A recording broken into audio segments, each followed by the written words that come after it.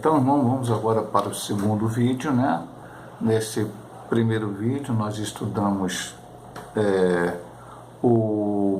a introdução, ponto 1, e o primeiro tópico do ponto 2. Agora nós vamos estudar o restante do ponto 2, o ponto 3 e a conclusão desta lição de número 7, né? Das lições bíblicas de adulto da CPAD. A lição de hoje: não retribua pelos padrões humanos. Desde já, lembramos, irmãos, que se você ver esse vídeo, procure o outro, a primeira parte, para você poder entender bem a lição, né? São 2 vídeos sobre essa lição. Então vamos aqui no ponto 2, o amor é a expressão natural do reino.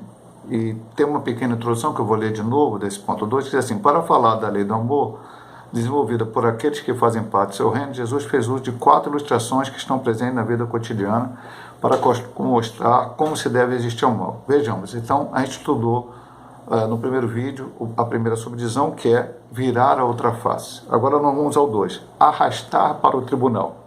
Nesse tópico a questão é judicial. Quando alguém ameaça uma pessoa que está lhe devendo e busca tirar dela uma peça importante do seu vestuário para pagar uma dívida contraída que não foi paga, Jesus ensina ao que está sofrendo as ações por parte do litigante que ele não deveria responder com ressentimento, mas deveria deixar que ele ficasse com a túnica, a qual era por demais importante, pois servia como cama, como está em Êxodo 22, 26, 27, Deuteronômio 24, 12, 13, Amós 2, 8. É sempre melhor fazer concessões do que persistir em uma batalha judicial ou em competições que levarão a diversos desagrados. Isso é muito difícil, mas é bíblico, é o que o Senhor ensinou. Às vezes você tem algo e alguém quer tomar aquilo de você. E aquela outra pessoa não tem nem necessidade daquilo, mas por um motivo quer. E a Bíblia fala que você deve abrir mão, deixar para lá. Isso não vale só sobre bens materiais. Às vezes é numa discussão. Eu quero ter razão, eu tenho razão nisso que eu estou falando, mas a pessoa não consegue entender. Então, às vezes é melhor deixar para lá, porque não vai resolver a questão discutindo. Enfim, abrir mãos muitas vezes de certas situações, porque Deus tem mais para nós do que o mundo possa oferecer. Então, nessa segunda parte, arrastar para o tribunal. E aí o tribunal é o tribunal do Senhor.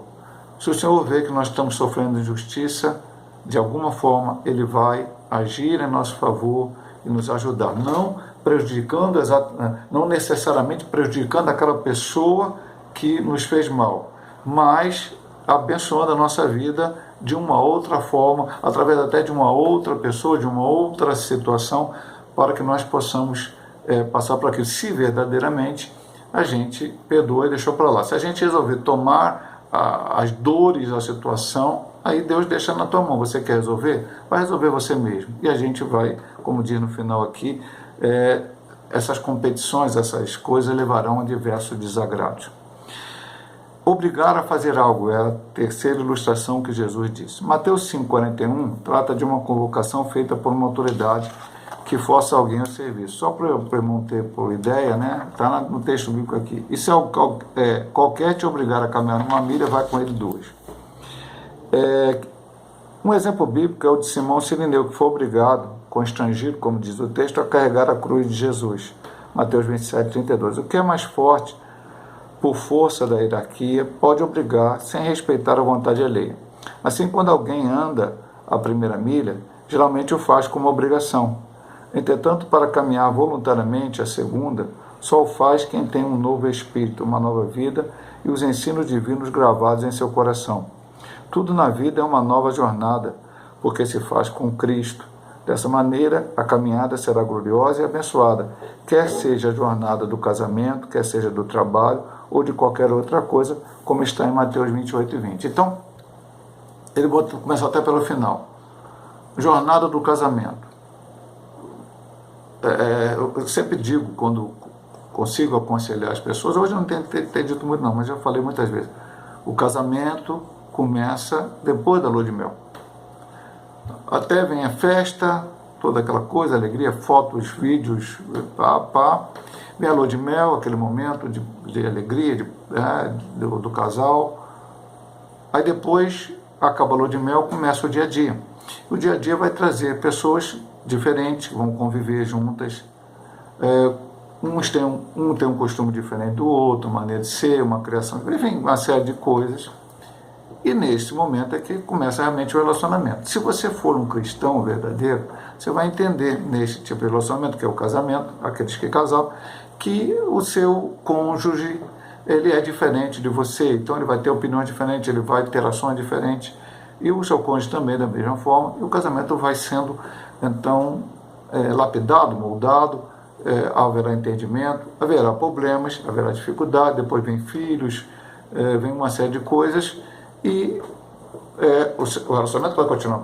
A mesma coisa no local de trabalho, aí mais ainda, porque você não lida com uma pessoa, você vai lidar com várias pessoas, algumas chefes, né, como eles dizem aqui, que vão te obrigar a dar uma milha, vão te dar ordens que, de repente, você não até deveria fazer, não é da tua função, mas você vai fazer, e o outro vai te mandar fazer outra coisa, enfim, vai conviver com pessoas que não vão ser iguais a você, pela mesma ideia que você, ter pensamentos diferentes. Mas você, como cristão, deve ser luz brilhando naquele lugar. E também ele fala não somente do casamento e da família, mas ele fala também de qualquer outro tipo de relacionamento, inclusive a própria igreja, que somos remidos lavando o sangue do Cordeiro, mas também temos no meio da igreja diferenças de pensamentos, né? E temos que conviver todos juntos, porque no céu foi feito para todos remidos lavar no sangue do Cordeiro. Então, quando ele diz aqui, eu gostei muito dessa frase quando ele diz: quando alguém anda a primeira milha, geralmente o faz por obrigação. Alguém mandou, anda essa milha. Anda. Mas, entretanto, para caminhar voluntariamente a segunda, só faz quem tem um novo espírito, uma nova vida e os ensinos divinos gravados em seu coração.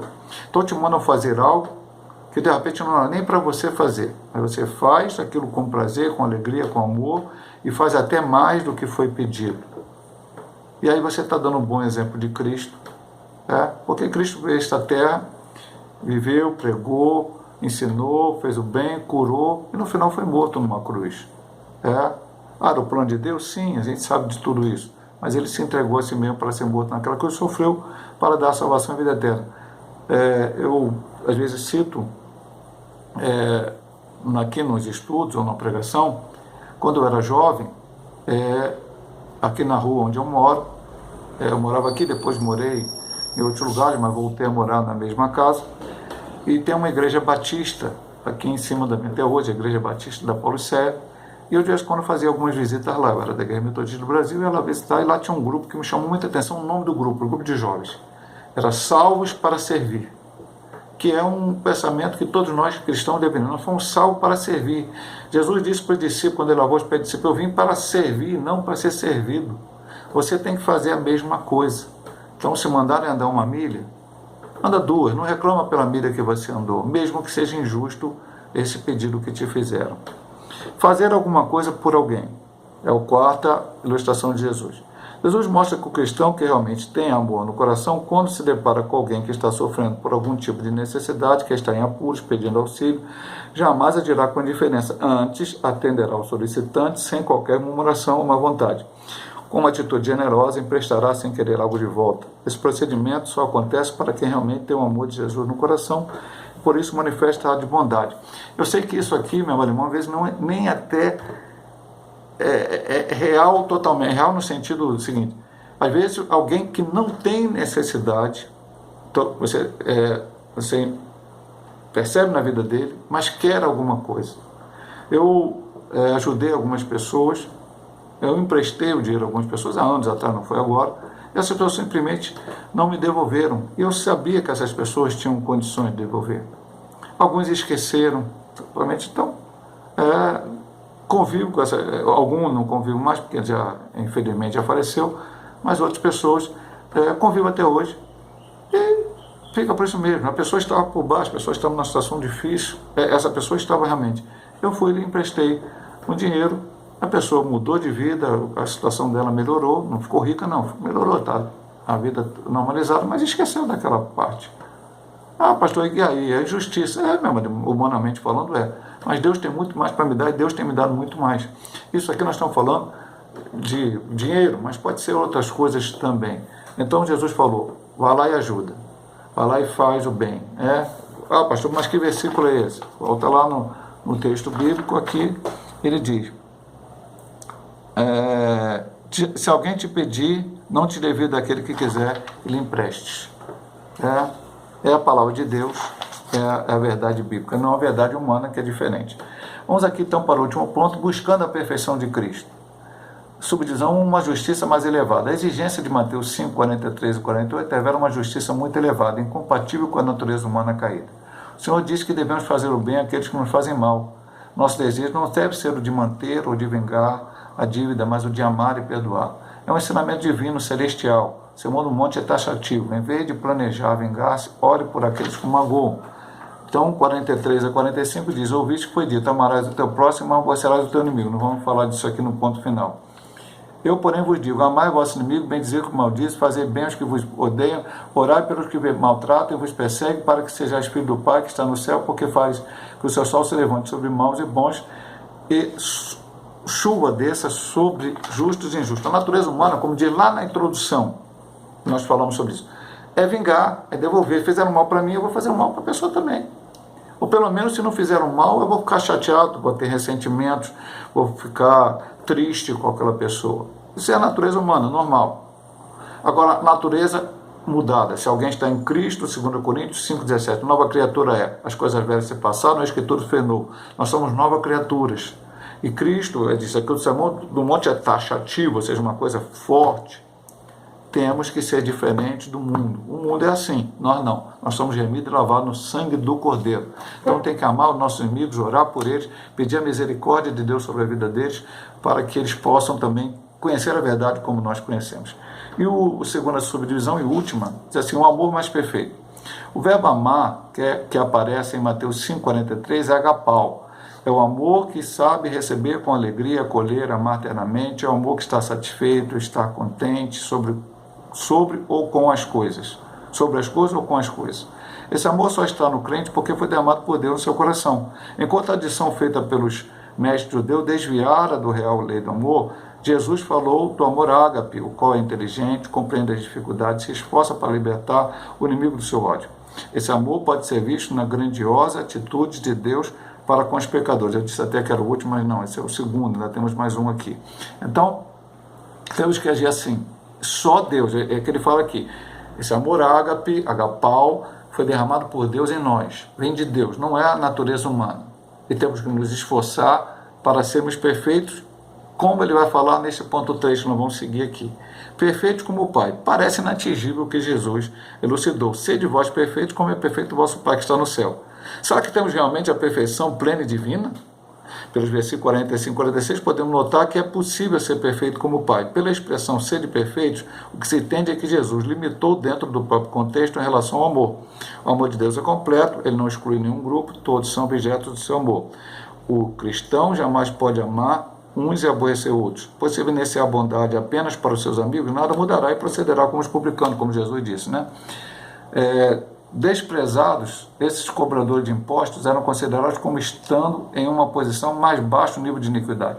Assim como Deus ama a todos, o cristão também deve amar, ou seja, tomar uma medida de perfeição como padrão e absoluta de Deus, na qual se baseia para viver o amor nesta vida em relação ao seu próximo, como 1 João 2, 5, 4, 12. Buscar a perfeição, conforme ensina as Escrituras, é buscar uma vida mais parecida com a de Jesus Cristo, em que a natureza humana é mortificada, nosso interior é fortalecido, e assim podemos viver sem as amarras da prisão das obras da carne. Em Cristo podemos dizer sim para o fruto do Espírito, que inicia com o amor, e não para as obras da carne. Com o poder do Espírito Santo, podemos atravessar a barreira da carne. Resumindo, aqui este ponto, que talvez a lição toda. E voltando à introdução, humanamente parece impossível ser como Cristo, perfeito como ele foi. E realmente é. Só ele que não pecou. Mas aqui o autor da lição leva para um lado bastante interessante. Ele, Jesus, ele não amarra a perfeição em todas as nossas atitudes. Quando ele fala neste ponto, ele fala na atitude de amor. Olha para Cristo. Cristo amou a todos. Eu preciso amar a todos também. Amar a todos quem, pastor? Todos. Perguntaram a Jesus, quem é meu próximo? Jesus foi e contou a história do bom samaritano, que ajudou alguém que era seu inimigo. O judeu era inimigo do samaritano, não gostava do samaritano. Se ele pudesse, ele fazia tudo contra o samaritano, mas aquele samaritano ajudou o judeu. E nós temos que fazer iguais, porque nós somos remidos e lavados no sangue do Cordeiro. E há pessoas no mundo que ajudam mesmo as pessoas que fazem coisas erradas contra ela. Fazem isso? Vão ser salvas? Não, porque não aceitaram Jesus. Você já aceitou Jesus, você tem que ser diferente, você tem que fazer a diferença neste mundo. O mundo é de uma maneira, e às vezes muitos de nós cristãos somos. Às vezes nós erramos nesse ponto. Pastor, o senhor está ensinando aqui, será que o senhor ama sempre? Talvez em algum momento eu erre nesse mandamento. Eu não faça como o mandamento me pede. Isso não significa que eu não possa dar a lição aqui, ensinar para você disso hoje, falar com você o que é o certo, porque Jesus ensinou e eu tenho que ensinar o que está na Bíblia Sagrada.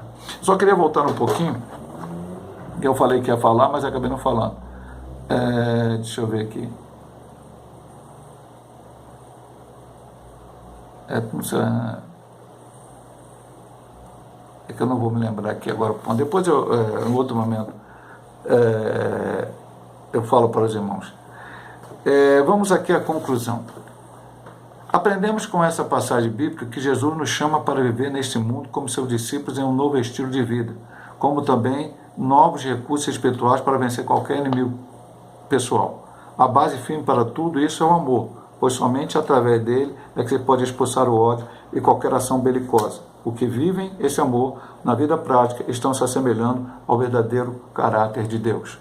O ensinamento de Cristo, quando foi perguntado qual é o maior mandamento? Amar Deus sobre todas as coisas e o próximo como a ti mesmo. A base da lei, o amor, já estudamos isso lá no início desse trimestre, estudamos no trimestre passado, quando estudamos a Bíblia Sagrada. A base é o amor. Eu tenho que amar como Cristo amou. Eu não consigo, pastor, eu tenho dificuldade. Ore a Deus, peça misericórdia, leia mais a Bíblia, estude bastante a escola dominical. Estamos em um trimestre maravilhoso para você estudar o Sermão da Montanha. Tente colocar em prática o que a Bíblia nos ensina. Se Deus nos permitir, estaremos semana que vem ministrando mais uma aula, sendo verdadeiros. É a lição de número 8, para a glória de Deus. Louvado seja o nome do Senhor. Deus abençoe nossos irmãos, em nome de Jesus.